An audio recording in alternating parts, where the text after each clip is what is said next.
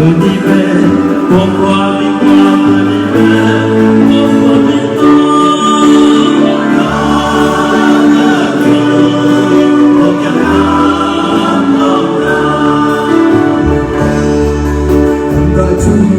tri ân Thiên Chúa để lại bao dung nhân ái.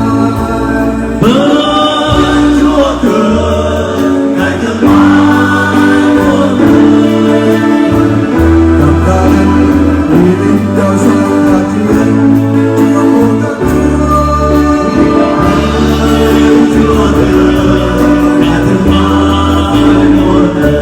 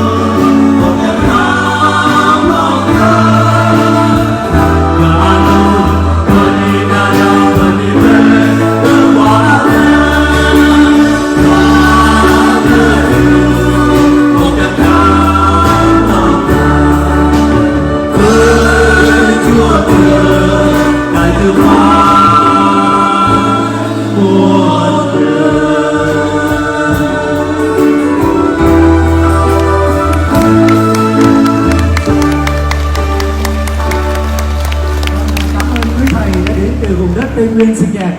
Vâng, như cộng đoàn chúng ta biết, tuy cộng đoàn chúng ta nghe rất là hay, có thể cộng đoàn chúng ta không hiểu, nhưng tâm tình và những cái lời nhạc của vùng đất Tây Nguyên làm cho lòng chúng ta tự nhiên hướng về tâm tình tạ ơn cùng với quý thầy. Vâng,